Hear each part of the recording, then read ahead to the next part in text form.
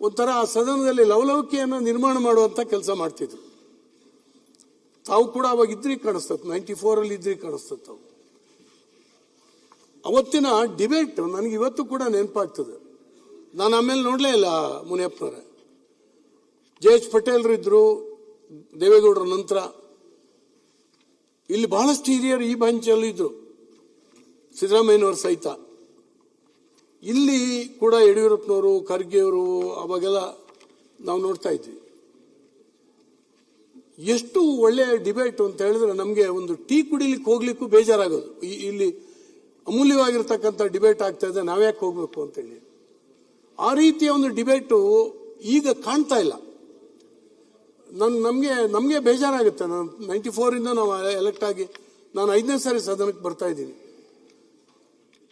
ಹಾಗಾಗಿ ಎಲ್ಲೋ ಒಂದು ಕಡೆ ನಮ್ಮ ಆ ಡಿಬೇಟಿನ ಗುಣಮಟ್ಟ ಕುಸಿತಾ ಇದೆಯಾ, ಏನಾಗ್ತಾ ಇದೆ ಇದು ಅಂತೇಳಿ ಅನೇಕ ಹಿರಿಯರು ತಮ್ಮ ಅನುಭವದಿಂದ ಮಾತಾಡ್ತಿದ್ರು.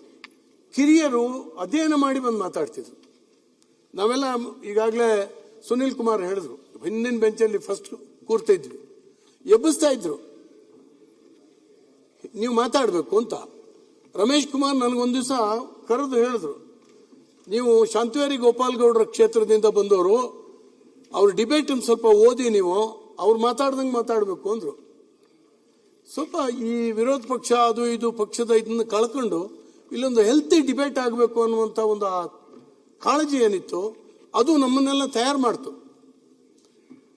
ಹಾಗಾಗಿ ಇದನ್ನ ಖಂಡಿತವಾಗೂ ಈಗಾಗಲೇ ಹೇಳಿದ್ರು ತಮ್ಮ ಮನೆತನದ ಬಗ್ಗೆ.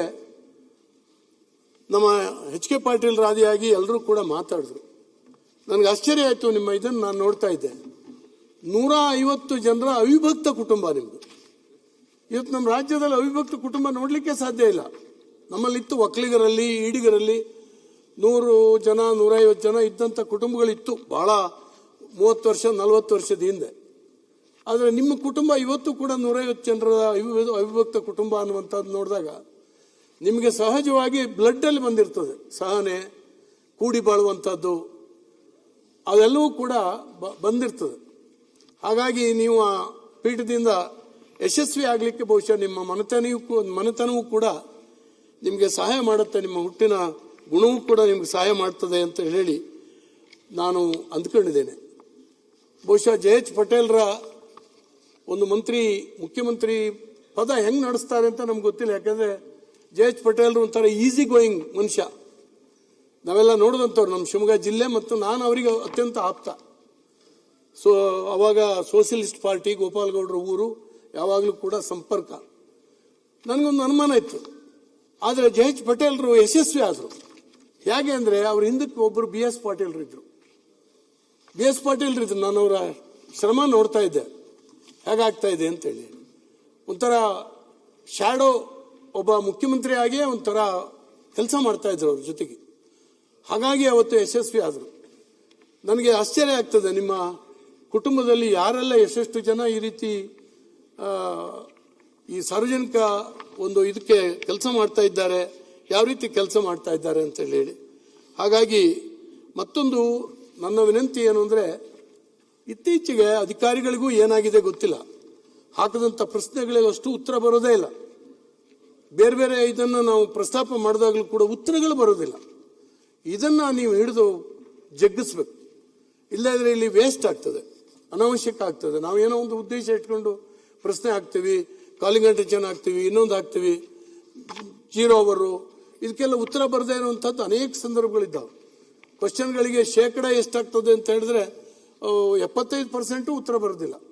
ಕೊನೆಗೆ ಹೋಗೇ ಬಿಡುತ್ತದೆ. ಇನ್ಯಾವತ್ತೋ ಕಳಿಸ್ತಾರೆ ಅಂತಾರೆ, ಹಾಗಿಲ್ಲ ಅದು. ಆದರೆ ಖಂಡಿತವಾಗೂ ಅದನ್ನ ಕ್ಷಮೆ ಕೊಡಬಾರ್ದು ಅಂತ ತಾವು ತಮ್ಮ ಪೀಠದ ಕಡೆಯಿಂದ ಅದನ್ನ ಬಹಳ ಪ್ರಬಲವಾಗಿ ಇದು ಮಾಡಿ ಅವ್ರನ್ನ ತರಿಸುವಂತ ಕೆಲಸ ಆಗಬೇಕು ಅಂತ ಹೇಳಿ ನಾನು ಈ ಸಂದರ್ಭದಲ್ಲಿ ವಿನಂತಿ ಮಾಡ್ಕೊಂತ, ಇವತ್ತು ಸ್ಪೀಕರ್ ಆಗಿ ಅನೇಕರನ್ನ ನಾವು ನೋಡಿದ್ದೀವಿ. ನಡುವೆ ರಮೇಶ್ ಕುಮಾರ್ ಅವ್ರ ಬಗ್ಗೆ ಹೇಳಿದೆ, ವಿಶ್ವೇಶ್ವರ ಹೆಗಡೆ ಕಾಗೇರಿಯವರು ಒಂದು ಬೇರೆ ರೀತಿ ಆಗಿರ್ತಕ್ಕಂಥ ಈ ವ್ಯವಹಾರದ ಜೊತೆಗೆ ಬೇರೆ ಬೇರೆ ಚರ್ಚೆಗಳನ್ನು ಹುಟ್ಟಾಕಿದ್ರು. ಬೇರೆ ಬೇರೆ ರೀತಿಯಿಂದ ಅದನ್ನ ಒಂದು ಕರ್ನಾಟಕ ರಾಜ್ಯದಿಂದ ಒಂದು ಮೆಸೇಜ್ ಹೋಗುವಂತ ಒಂದು ಅನೇಕ ಇದನ್ನ ಸಂವಿಧಾನದ ಬಗ್ಗೆ ಮತ್ತು ಚುನಾವಣೆಯ ಸುಧಾರಣೆಯ ಬಗ್ಗೆ ಒಂದು ಒಳ್ಳೆಯ ಡಿಬೇಟನ್ನು ಅವರು ಏರ್ಪಾಡು ಮಾಡಿದ್ರು. ಆ ರೀತಿ ತಾವು ಕೂಡ ಏನಾದರೂ ಯೋಚನೆ ಮಾಡಿ ಮಾಡುವಂಥದ್ದು ಒಳ್ಳೆಯದು. ನಿಮಗೆ ಸಮಯಾವಕಾಶ ಭಾಳ ಕಮ್ಮಿ ಇದೆ. ಇನ್ನೊಂದು 5 ಸೆಷನ್ಗಳು ಸಿಗ್ಬೋದಾ? 6 ಸೆಷನ್ ಸಿಗ್ತದೆ ಅಷ್ಟೇ. 5 ಸಿಗುತ್ತೆ ಅಷ್ಟೇ. ಹಾಗಾಗಿ ಆ ಒಂದು ಕಡಿಮೆ ಅವಧಿಯಲ್ಲಿ ನಿಮ್ಮ ಈ ಪ್ರತಿಭೆಯನ್ನು ತೋರಿಸಲಿಕ್ಕೆ ಒಂದು ಅವಕಾಶ ಮಾಡ್ಕೊಳ್ಬೇಕು ಅಂತೇಳಿ ನಾನು ವಿನಂತಿ ಮಾಡ್ಕೊಂತ, ಖಾದರ್ ಅವರು ಇಲ್ಲ, ಖಂಡಿತವಾಗೂ ಅನೇಕ ಸಾರಿ ನಮಗೆ ಹೇಳಿದ್ರು ನನ್ನ ಮಿತ್ರರು, ನಮಗೆ ಅವ್ರ ಬಗ್ಗೆ ಸಂತೋಷನೂ ಇದೆ, ಅವ್ರ ಬಗ್ಗೆ ಸ್ವಲ್ಪ ಇದ್ಯಾಕೆ ಹೀಗೆ ಮಾಡಿದ್ರು ಅನ್ನುವಂಥ ಒಂದು ಭಾವನೆಯೂ ಕೂಡ ಇತ್ತು. ಹಾಗೆ ಆಯ್ತು ಅದು. ಯಾಕಂದರೆ ಸಿದ್ದರಾಮಯ್ಯನವರು ಇಲ್ಲೇ ಇದ್ದಾರೆ, ಅನೇಕ ಸರಿ ಅವ್ರ ಒತ್ತಡನೂ ಕೂಡ ಅವ್ರು ತಡ್ಕೊಳಕ್ಕಾಗ್ತಿರ್ಲಿಲ್ಲ. ಹಂಗಾಗಿ ನಮ್ಗೆ ಸ್ವಲ್ಪ ತೊಂದರೆ ಆಯ್ತೇನೋ ಅಂತೇಳಿ ನಮ್ಗೆ ಅನಿಸ್ತದೆ ವಿರೋಧ ಪಕ್ಷಕ್ಕೆ. ಆದರೂ ಕೂಡ ಚೆನ್ನಾಗಿ ನಡೆಸಿದ್ರು ಅವರು. ಅವರಿಗೆ ಭಾಷೆ, ನಾನು ಮೊದಲನೇ ದಿವಸನೇ ಹೇಳಿದ್ದೆ, ನಾನು ಭಾಷೆದೊಂದು ಸಮಸ್ಯೆ ಇದೆ ನಿಮಗೆ ಅಂತ. ಆದರೆ ಸ್ವಲ್ಪ ಅಡ್ಜಸ್ಟ್ ಮಾಡ್ಕೊಂಡು ಮತ್ತು ಅವ್ರ ಭಾಷೆಯನ್ನು ಕೇಳೋಕ್ಕೂ ನಮ್ಗೊಂಥರ ಖುಷಿ ಆಗ್ತಿತ್ತು. ಆ ಕನ್ನಡ ನಿಮ್ಮದು ಕೂಡ ಅಷ್ಟೇ, ಗಂಡು ಮೆಟ್ಟಿನ ಭೂಮಿ, ನೀವು ಆ ಕಡೆಯ ಭಾಷೆಯಲ್ಲೇ ಮಾತಾಡಿ, ಅಡ್ಡಿ ಇಲ್ಲ, ನಮಗೆ ಅದು ಖುಷಿ ಕೊಡುತ್ತೆ. ಒಟ್ಟಾರೆ ಮೇಲೆ ಚೆನ್ನಾಗಿ ಅವರು ಮಾಡಿದ್ರು. ಆಫೀಸಿಗೆ ಹೋದಾಗ ಶೇಂಗಾ ಬೀಜದ ಜೊತೆಗೆ ಅನೇಕ ತಿಂಡಿ ಇಡ್ತಿದ್ರು, ಮುನಿಯಪ್ಪನವರು ಅನುಭವಿಸಿರ್ಬೇಕು ಅದನ್ನ.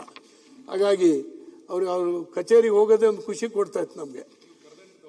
ನೀವು ಕರೆದಂಟು ಅದು ಇದು ತರ್ಬೋದು ಅಂತ ಹೇಳಿ ಕಾಣಿಸುತ್ತೆ. ಒಟ್ಟಾರೆ ಈ ಸದನ ಚೆನ್ನಾಗಿ ನಡೆಯೋ ಬಗ್ಗೆ ತಮ್ಮ ವಿಶೇಷವಾಗಿರ್ತಕ್ಕಂಥ ಪರಿಶ್ರಮ ಇರಲಿ, ನಿಮಗೆ ಒಳ್ಳೆಯ ಕೀರ್ತಿ ಬರಲಿ. ನಿಮ್ಮ ಕುಟುಂಬದ ಎಲ್ಲರ ಬಗ್ಗೆ ಇವತ್ತು ಎಲ್ಲರೂ ಮಾತಾಡ್ತಾರೆ. ನಾವು ಕೇವಲ ನಿಮ್ಮೊಬ್ಬರ ಬಗ್ಗೆ ಮಾತಾಡ್ತಾ ಇಲ್ಲ, ನಿಮ್ಮ ಫ್ಯಾಮಿಲಿಯ ಅನೇಕ ಸದಸ್ಯರ ಬಗ್ಗೆ ಮಾತಾಡ್ತಾ ಇದ್ವಿ. ಇದೊಂದು ಹೊಸ್ತು. ಇದು ಬಹುಶಃ ನಾನು ಸ್ಪೀಕರ್ ಆಗಿ ಬೇರೆ ಯಾರ ಹಿನ್ನೆಲೆಯನ್ನು ಈ ರೀತಿ ನೋಡೇ ಇರಲಿಲ್ಲ.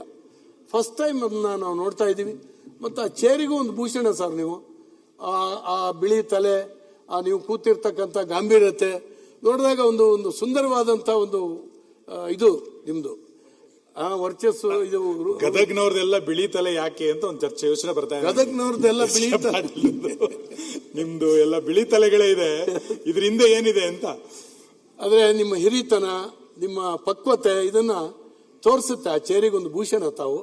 ಹಾಗಾಗಿ ದೇವರು ಒಳ್ಳೇದು ಮಾಡಲಿ, ನಿಮಗೆ ಒಳ್ಳೆ ಸತ್ಕೀರ್ತಿ ಬರಲಿ, ಈ ಸದನದಲ್ಲಿ ಒಳ್ಳೆ ಡಿಬೇಟ್ ಆಗೋ ಹಾಗೆ ಆಗಲಿ. ವಿರೋಧ ಪಕ್ಷದ ಬಗ್ಗೆ ಸ್ವಲ್ಪ ಎಡಪಂಥೀಯರಾಗಬೇಕು ನೀವು. ಹಾಗಾಗಿ ಸ್ವಲ್ಪ ಲೆಫ್ಟ್ ಸೈಡ್ಗೆ ಹೆಚ್ಚು ಗಮನ ಕೊಡ್ತೀರಿ ಅಂತೇಳಿ ಹೇಳಿ ನಾನು ಭಾವಿಸಿ, ಒಳ್ಳೇದಾಗಲಿ ಅಂತೇಳಿ ಹೇಳಿ ಹಾರೈಸಿ ನಿಮಗೆ ಶುಭಾಶಯಗಳನ್ನ ಕೋರಿ ನಾನು ಮಾತು ಮುಗಿಸ್ತೀನಿ. ಅಧ್ಯಕ್ಷ, ಸನ್ಮಾನ್ಯ ಸಭಾಧ್ಯಕ್ಷರೇ, ತಾವು ಅವ್ರು ಮಾತಾಡ್ರಿ ಆಮೇಲೆ. ಇವತ್ತು